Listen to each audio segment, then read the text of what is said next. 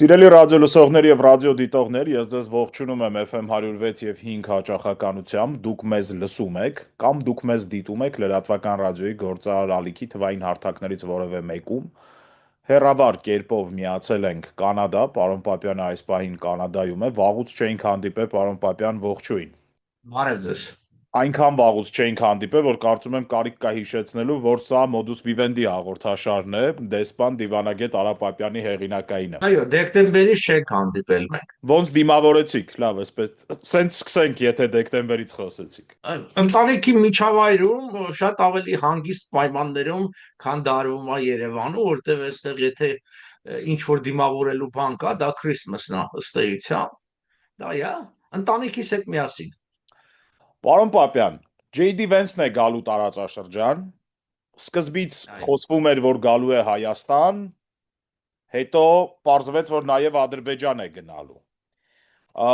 Այդ փոփոխությունը, այսինքն ուղղակի մենք չգիտեինք, որ Ադրբեջանն էլ է գնալու, թե ի սկզբանե այդպես էր պլանավորված, ոնց եք կարծում։ Ես կարծում եմ, որ որոշ մարդկանց մտքի մեջ դա այդպես էր պլանավորված,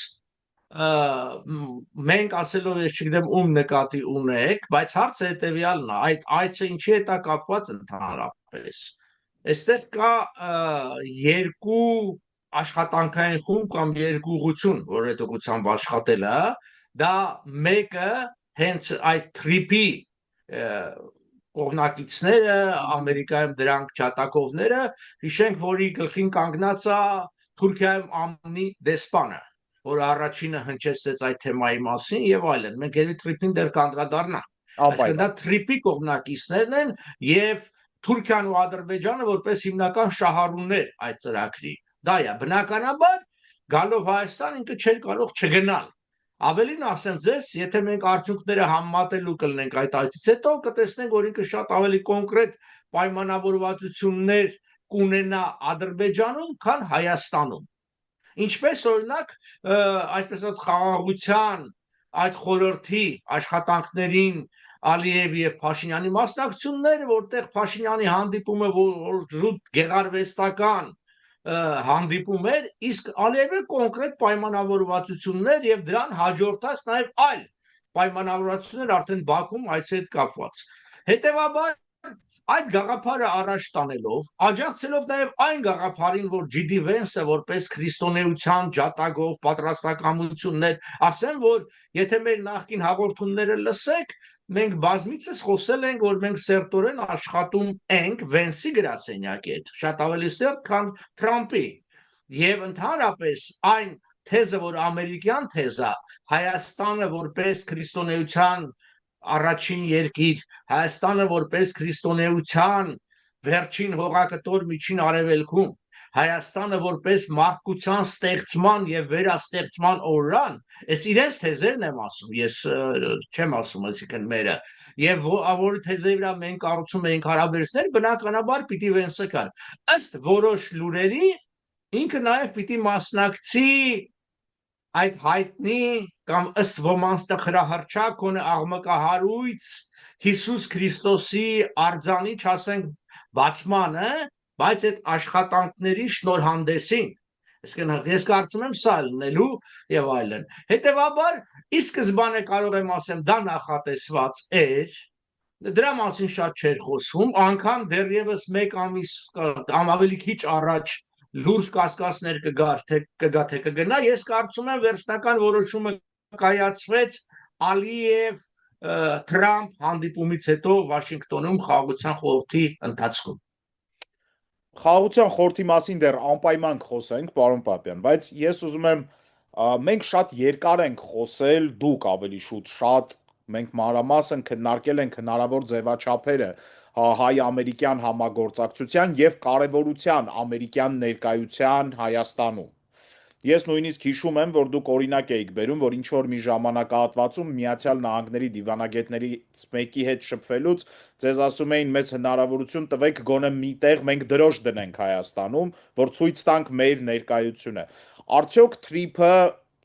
ներկայություն է Հայաստանում եւ արդյոք դա մեզ համար ավելացնում է չոր անվտանգային երաշխիքներ է տալիս Հայաստանին։ Թրիփը այո ներկայություն է,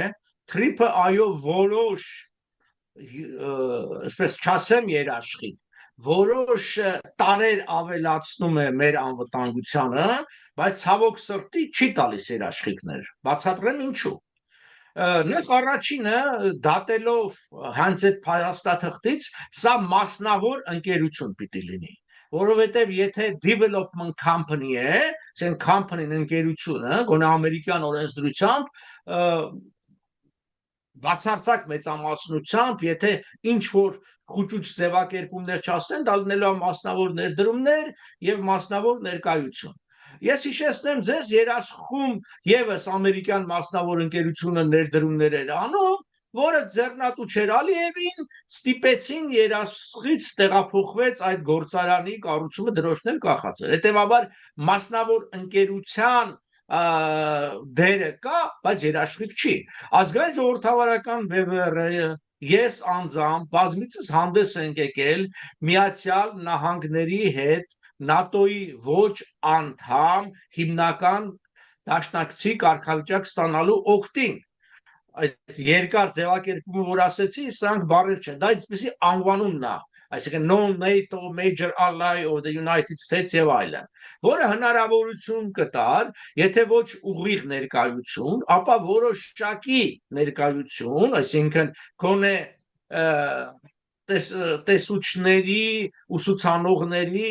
եւ հատկապես զենքի ու զինամթերքի մատակարարման տեսքով ունենալ։ Այդ ուղղությամբ ցավոք սրտի աշխատանք չի տարվել պետականորեն, իսկ մեր բոլոր շփումները ամերիկյան վերնախավի հետ մոտարապես հետեւյալ հարցումն են առաջանում, ասում, իսկ դուք ում անունից եք խոսում դրա մասին։ Այսինքն մենք ասում ենք, դե մենք մեր համախոհների, ժողովրդի մի մասի եւ այլն, իրենք ասում են, թե թող իշխանությունը այդ հարցը բարձրացնի, որ մենք քննարկենք։ Հետևաբար այո, որոշակի ներկայությունը, որոշակի վիճակը կարող է կայունացնել ամերիկյան հարաբերություն տեսանկյունից, բայց այստեղ պիտի հաշվարկել արդյոք դա բավարար է այն լարվածության եւ հակաքայլերի նժարի դիմաց, որը մենք հաստատապես ունենալու ենք Ռուսաստանի եւ Իրանի հետ։ Գիտեք, աշխարհում ամեն ինչ ունի իր գինը, իր վճարը։ Երբ որ դու ինչ որ մի բան անում ես եւ ինչ որ մի բան վճարում ես, այդ պիտի նայես ոչ թե արդյոք դա նպատակահարմար է, իհարկե նպատակահարմար է, արդյոք դրա հետևանքները չեն կարող գերակշռել, ասենք դրականը ավելի քիչ լինի, քան բացասականը։ Հիմա անորոշությունները այս փաստաթղթի մեջ շատ են, որը ի վերջո կարող վերածվի, ելնելով այս փաստաթղթից, որ օրինակի համար հիմնական կամ գոնե երկրորդ խոսքը պատկանի այնպիսի երկրի, օրինակ ինչպիսին Ադրբեջանն է։ Այդ թրիփի մեջ կամ Թուրքիան ամենայն հավանականությամբ,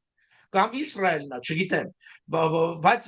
նման անորոշ փաստաթուղթ հատկապես, որի ձևակերպումը հստակ ասված է առաջի ստողում, որ սա իրավական պարտավորություններ չի առաջացնում ոչ հայկական կողմի, ոչ էլ Միացյալ Նահանգների, դրա համար սա այս տվյալ պահին շատ ավելի այսպես ցանկալի, բայց շատ ավելի անորոշ փաստաթուղթ է։ Այո։ Պարոն Պապյան, Հայաստանի աշխարհագրական ռևերսը կարծես թե տեղի է ունեցել։ Դուք կարանք հիմա վստահ դրա մասին խոսենք։ Իհարկե ոչ։ 7 տարի է Նիկոլ Փաշինյանը խոսում է արևմուտքի հետ հարաբերությունների զարգացման եւ խորացման մասին։ Ռուսաստանից բազմիցս հնչել այն տրամաբանական հարցը կամ հարցադրումը,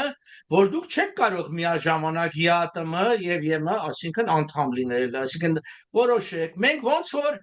ԱՊՀ, ՀԱՊ, ԵԱՏՄ անդամ ենք, այնպես էլ անդամ ենք, անգամ սառեցված անդամ է։ Հասկանում եք, անդամի սառեցումը ոչինչ չի փոխում, նման կարգավիճակ չկա այդ իրավական փաստաթղթերում, մասնակցում ես, չես մասնակցում եւ այլն, միևնույնն է։ Գիտեք, ես ինքս հաճախ առցանց ինչ որ, ասենք, խմբերի անդամ եմ լինում ու չեմ մասնակցում, մոռանում եմ, հաճախ անգամ ինձանից գանձումներ է շարունակում տանել, այդ ասենքն որտեղ հաճախ վճարովի է լինում ինչ որ շտեմարանի անդամակցություն բան, բայց դա չի նշանակում, որ եթե ես չես մասնակցում, ուրեմն անդամ չեմ, ես սառեցել եմ։ Հետևաբար ոչ։ Հիմա եկեք ասենք ինչա Հայաստանը այսօր ավելին արել արևմուտքի հետ հարաբերությունների զարգացման առաջ, քան անում էր մինչև Նիկոլ Փաշինյանը։ Խոսացել է շատ ավելի դրա մասին։ Բայց գիտեք խոսքը քամի է։ Օդի տատանում, ինչպես ասում է Աստվածաշունչը, հատկապես դիվանագիտության մեջ դա ոչ այնքան կարևոր է։ Հենց դիվանագիտության հիմքում դիվանն է, ռուսական կոնտինգենտը եւ ռուսական ռազմական ներկայությունը ամեն դեպքում ուժային ներկայությունը Հայաստանում պակասել է։ Չոր սահմանային կետերից են ռուսները դուրս եկել Զվարթնոց օդանավակայանից, հայ-պարսկական սահմանից, ամեն դեպքում, եթե նույնիսկ ռևերս չի, ապա թուլացում է ռուսական ազդեցության։ Այո, ռուսական ազդեցության թուլացում կա եւ դա պայմանավորված է ռուս-ուկրաինական պատերազմով, որովհետեւ ռուսները իրենց բոլոր ռեսուրսները ինչ որ ունեն, անգամ եթե Կորեայից են մարդիկ բերում, չգիտեմ ուրիշ երկրներից, բնականաբար ինչի պիտի Հայաստանում թողեին ինչ որ զինվորներ, թեկուզև մի քանի 100 հատ, բայց իրավական առումով այդ ներկայությունը ոչինչ չի փոխվել այդ ներկայությունը, այսինքն ցանկացած պահի այդ չգիտեմ 500 հոգուն որ տարել են կարող են բերել։ Իսկ ինչ վերաբերում է Զվարթնոց օդական, դա մի սահմանային մի անցումակետին, որտեղ Զվարթնոցը դա անցումակետ է պարզապես սահմանային, այդտեղ որոշակի կարգավիճակի փոփոխություն է, որտեղ Հայաստանը մնալով ԵԱՏՄ անդամ եւ ունենալով այդ երկկողմ պայմանագրերը Ռուսաստանի հետ, ելի ամբողջ ինֆորմացիան ինքը փոխանցում է Ռուսաստանին։ Այսինքն ուղղակի միգուցե փոխվել է այդ բանի մեջ, տաղավարի մեջ նստածի ուսի վրայի, ասենք ռուսական եռագույնը, հայկական եռագույնը, ուշադրություն չեմ դարձրել, որն էլ հանգեցրեց նաև հիշեցնեմ ցես Մասիս Սարի Արարատի հանման դրոշմա տղտից, այսինքն ռուսների ժամանակ կար, հայերի ժամանակ չկար։ Հիմա այդ լավա թևա տեսել հարց է, այսինքն այդ հարցը։ Այսինքն ռուսները ոչինչ չեն կորցրել այն առումով, որ ազդեցությունը թուլացել է, իրանք լրիվ վերահսկում են միևնույնն է դա, որտեղ այդտեղ պաշտպանության խնդիրը չի սահմանի վերահսկման խնդիրն է, որտեղ Զվարթնոցը հաստատ պաշտպանության այդպիսի կարիք չուներ, վերահսկումը կա, հետևաբար սա է, բայց մյուս կողմից հարց տանք, արդյոք դա բավարար է, արդյոք այս դարում, երբ որ Ռուսաստանի հետ հարաբերությունները եւ Հայաստանի եւ շատ երկրների շատ ավելի լարված են եւ այդ խոսակցություններն ու խոստումները լինել ավելի մոտ, ասենք նույն ԱՄՆ-ի ու Եվրոպայի հետ, ոնց որ այդ քինը կա։ Հիմա երբ որ մենք համատում ենք Հայաստանին ու Ադրբեջանին, ստացվում է, որ այսօր Ադրբեջանը շատ ավելի եւ դուք կտեսնեք ապագայում շատ ավելի սերտ ստրատեգիական հարաբերություններ ունենալու Միացյալ Հարաբերությունների հետ, քան Հայաստանը եւ կստացվի որ Ալիևին հաջողվեց եւ ռուսներից կթել առավելագույնը ի վերջո պիտի ընդունենք որ առանց ռուսների համաձայնության եւ մասնակցության Արցախի իրենք վերցնողը չէին Արցախի հարցում եւ մյուս հարցերում ինքը կարողացավ արդյունավետ քաղաքականություն նայեք ես բազմիցս եմ կրկնել հիմա էլ եմ կրկնում Աստվածաշնչյան հայտնի ճշմարտությունը որ ծառը պտուղից է ճանաչվում այսինքն արդյունքներով պիտի դատենք ելի եմ ասում արդյունքների առումով մենք ունենք շատ քիչ արդյունքներ ձեր նշած Զվարթնոց մի երկու թեթև բաները բայց դրա դիմաց շատ բարձր վճարած գին մի փոքր միջազգային օրակարգին գանք հետո եթե կարիք լինի մեզ կգանք խաղաղության խորհուրդը որտեղ մենք հիմնադիր անդամ ենք Հայաստանի Հանրապետությունը արդյոք կարա այլընտրանքային ՄԱԿ-ի դերը զբաղեցնի, պարոն Պապյան։ Իհարկե ոչ։ Այն անգամ կազմակերպություն չի։ Այն ակումբ է, Թրամփի անվան ակումբն է, որտեղ հավաքվել են, եթե Հայաստանում շատերը հավաքվում են խաշ ուտելու, իրենք հավաքվում Թրամփին գովալու համար։ Այսինքն որևէ խնդիր չի լուծում։ Եթե դա լիներ կազմակերպություն, նա պիտի գրանցվի, իրավական հիմք պիտի ունենա։ Եվ ունենա ներքին, ինչպես Հայաստանում է, չէ՞, երբ որ ես մի հատ հասարակ ՀԿ եմ հիմնադրում, որ ես ունենամ իրավական կարգավիճակ, ինձ ասում գրանցվի։ Միացյալ Նահանգներում ես ունեմ երկու կազմակերպություն, հենց Ուիլսոնի հետ կապված, մեկը Ուիլսոնյան Heritage-ն է, Ուիլսոնի ժառանգություն, իսկ մյուսը Ջերարդ Քարդաշյան ընկերությունը, բայց անկախ նրանից ես եթե մինչև էլի այդ հանդիպումներ ունեի, դա կազմակերպություն չէր։ Մինչև այն բանը, երբ որ ես օրենքի գրանցեցի Միացյալ Նահանգներում, դա դառնավ ամերիկյան, որ ինձ հնարավորություն է տալիս որոշակի գործունեություն ծավալել այդտեղ հայ-ամերիկյան հարաբերությունների։ Հիմա դառնա միջազգային, ուրեմն ըստ կարգի ես նաև այլ գրանցումներ պիտի անեն։ Հիմա ձեր ասած խաղաղության խորհուրդը ոչ սա ունի, ոչ նա ունի։ Սա հավաքվել է միլիարդ դոլար էլ պետք է մուծվեն սիրունի, ինչ է եղել, այսինքն այդտեղ ոնց որ ասած Թրամփը ոչինչ չի կորցնում, թե ով ինչ աշաում կյանքը ցույց կտա, առայժմ ես հասկանում եմ, որ Նիկոլ Փաշինյանը չէր կարող մերժել այս վիճակում, հատկապես ընտրություններից առաջ, հատկապես երբ որ իր հարաբերությունները լարված են գրեթե բոլորի հետ, այդ թվում հարևանների հետ եւ այլն, այսինքն միայն Թուրքիան ու Ադրբեջանը բավարար չի Նիկոլ Փաշինյանի համար։ Նիկոլ Փաշինյանը հասկանում է, որ ինքը կարա նրանց ծածուկ քողարկված աջակցությունը ստանա, որը ստանում է։ Օրինակ այդ մատակարարումների եւ այլ հարցով, բայց չի կարող Հայաստանի պայմաններում ինչքան էլ որ այս ռոպագանդան տարվի ուղակի հանդես գա, ասենք այդ պրոթուրքական ուղղությամբ, թե Ֆիդանը բացահայտ արդեն հանդես գալիս։ Հետևաբար չկարողացավ մերժել, գնաց մասնակցեց, եթե այդ 1 միլիարդ դոլար վճարման հարցը չառաջանա, ինչպես շատերն ասում են, որ իբր պետք է Հայաստանը չվճարի եւ այլն։ Հիմա մի քիչ ծախսա, մի քիչ բանա, առաջի անգամ չի որ այդպես փողեր են ծախսում, բայց եթե գա միլիարդի հարցը, բնականաբար անիմաստ է, միլիարդը դա հսկայական գումար է ոչինչի դիմաց։ Այն չի կարող ՄԱԿ-ին համարժեք կառույց լինել իր ոչ իրավական, ոչ պատմական, ոչ էլ ընդգրկման առումով։ Այսինքն կարևորագույն երկրների մեծ մասը այնտեղ ընդգրկված չի։ Ի վերջո ՄԱԿ-ի անվտանգության խորհուրդը, որը բարձրագույն քաղաքական մարմինն է եւ իրեն է վերապահված հիմնական խնդիրների լուծումը, դրանք այդ ժամանակի եւ հաղթող երկրներն են եւ միջուկային երկրներն են։ Հիմա ովքեր են այդ խորհրդի անդամ երկրները, ում որ Տրամպը որոշել է։ Ով որ համաձայնել է գա, որոշելը չէ, 58 երկրի հրավեր է գնացել, մի կարծեք, որ բոլորը ձևած, եվրոպացիք մերժեցին, շատերը մերժեցին, դեռ նայում են, բայց նաև հստակ չի, այսինքն Տրամպը ինչ է ուզում, որտեղ մենք ականատես ենք եղել ցավոք սրտի իր ոչ հետևողականության մեջ։ Օրինակ ռուս-ուկրաինական պատերազմի առումով այդ տատանումները շատ նկատելի են։ Նույնն էլ հայ-ադրբեջանական, որտեղ ստացվում է, որ օրինակի համար մենք էական զիջումների գնացինք, այսինքն այդ օգոստոս 8-9-ի փաստաթղթով, այսինքն եւ բացի դուք մենք խոսում ենք միայն ստորագրված փաստաթղթի մասին, բայց խոսք գնաց եւ հայկական կողմը տվեց համաձայնություն 907-րդ բանաձևի չեղարկման մասին եւ հիմա գործընթաց է սկսել Մինսկի խմբի լուծարման մասին եւ այդ գործընթացը ավարտվեց ըստ էության Մինսկի խումբը լուծարվեց եւ ԱՄՆ-ի աջակցությամբ որտեվ Թրամպը ինքը հայտարարեց որ մենք կոչ ենք անում եւ այլն իհարկե եթե հայկական կողմը չհամաձայնեց չէ բայց հայկական կողմը բայց օրինակի համար գոնե համաձայնություն չստացան որ Ադրբեջանը դադարեցնի այսպես կոչված արևմտյան Ադրբեջանի նկատմամբ իր հավակնությունները ինքը սիրուն դա փաթեթավորում շղարշմա որպես հումանիտար հարց որպես 300,000 ադրբեջանցիների վերադարձ բայց մենք հասկանում ենք չէ որ դրա հետևանքը ինչ կարող է լինի ինչքան էլ ներկայացվի փափուկ ձևով այո Պարոն Պապյան, սովորաբար հաղորդման երկրորդ հատվածում մենք Ուկրաինան էինք քննարկում, եթե հիշում եք, երբ որ ես էի վարում այս հաղորդումը, այսինքն մեր զրույցներում այդպես էր, բայց հիմա մի կոնֆլիկտ էլ է կարծես թե հասունանում։ Ես լսում եմ, կարդում եմ փորձագետներին, մի շարք որ մեծ հաշվով օր-օրի վրա սպասում են Միացյալ Նահանգների հարվածին Պարսկաստանին։ Ոնց է կարծում ի վերջո այդ հարվածը տեղի կունենա թե ոչ։ Այստեղ հավանականության հարցն է, իմ կարծիքով հավանականությունը որ տեղի կունենա ավելի է, քան որ տեղի չի ունենա։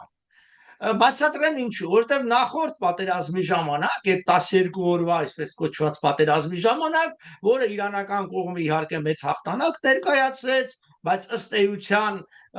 բոլոր այն խնդիրները, որ Միացյալ Նահանգներն ու Իսրայելը իրենց առջև դրել էին ոչնչացնել որոշակի թիրախներ, դրան հասան։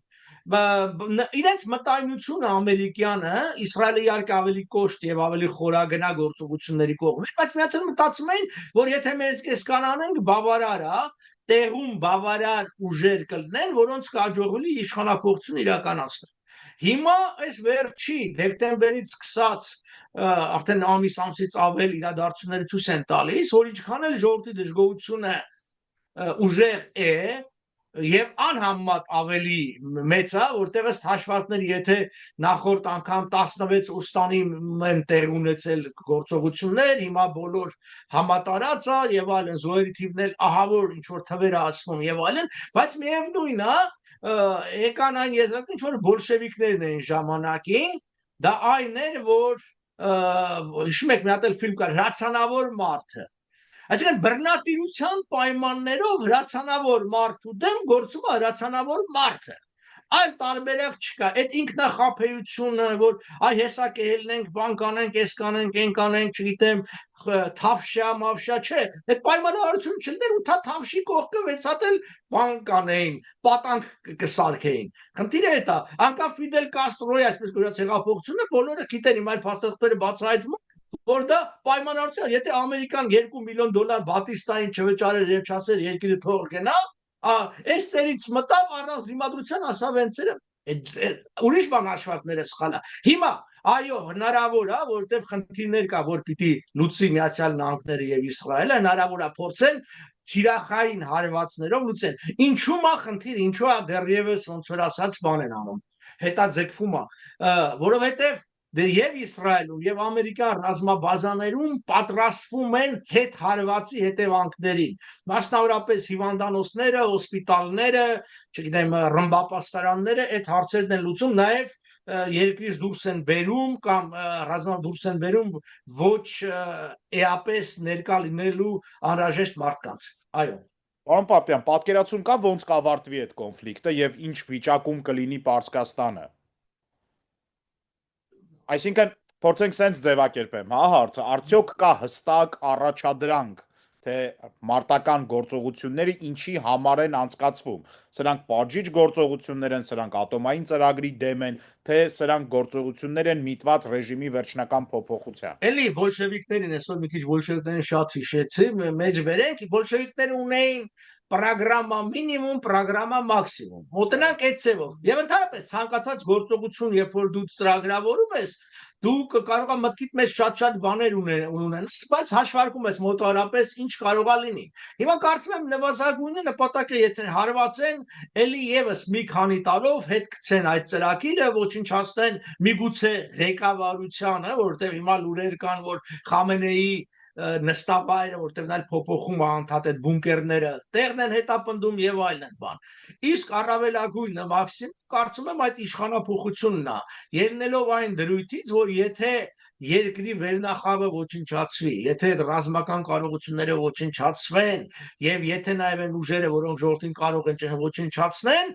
ժողովուրդը շատ ավելի ուժ կունենա ինչ որ մի բան անելու, մասնավորապես իշխանափոխություն։ Հիմա հիշենք այս շարժումը նախորդներից ինչով է տարբեր, մի շատ կարևոր հանգամանք կա։ Սրա մեջ երանգներ են հայտնվել, դա մեկը պրո միապետականն է, որ կարգախոսների մեծ մասամբ գնում է, այսինքն միապետի ժառանգին վերադարձնելու խնդիր։ Սա չի նշանակում, որ խնդիրը դրված միապետության վերադարձի, որտեղ խնդիր կա, որ նա կարող է գա, եթե ամեն ինչ փոխվի, լինի ժամանակավոր երկրի ղեկավար, որի ընթացքում օրենսդրական, քաղաքական այլ փոփոխություններ անեն եւ ժողովուրդը գնա արդեն ընտրությամբ, ժողովուրդը ինքը որոշի միապետությունը, պահում հանրապետություն եւ այլն։ Մի տարբերակը դա, այսինքն երանգի փոփոխությունը։ Մյուս տարբերակը դա հակաիսլամական, այսինքն քայլերն են, երբ որ կարգախոսներն են հնչում, որ մենք մուսուլման չենք, մենք իրանցի ենք, մենք պարսիկ ենք, մենք արաբների հավատքը չենք ուզում եւ այլն։ Սա էլ Իրանի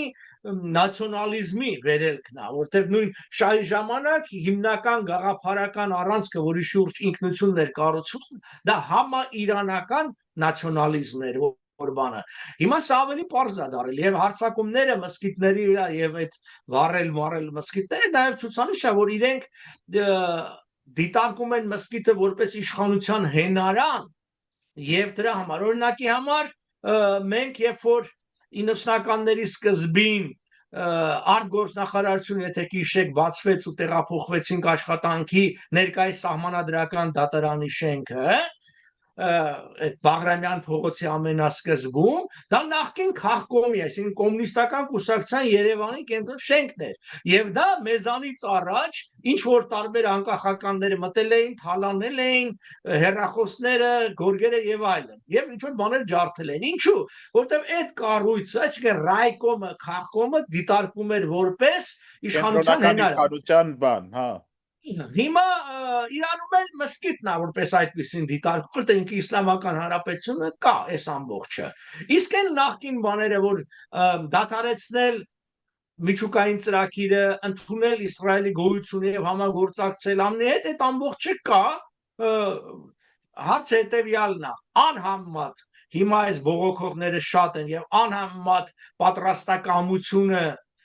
ավելի հերու գնալու է, բայց կբավարարի ուժը թե ոչ, չգիտեմ, որտեղ էլի կախված է Թրամփից։ Որտեղ Թրամփը մի բան խոստանում ասում է, բայց չի անում։ Հա, ինքը այսպես ասած գործարքի մարդ է։ Եթե ուշադրություն դարձել եք, ինքը երբեք չի օգտագործում treaty, պայմանագիր, agreement, համաձայնագիր, բառերը։ Ինքը ասում է deal, գործարք։ Ինքն այն գործարքն է, որ ախպեր մի հատ գործ կպցնենք, անենք, այդ գործարքն է։ Եվ եթե այդ գործարքի ժամանակ ինքը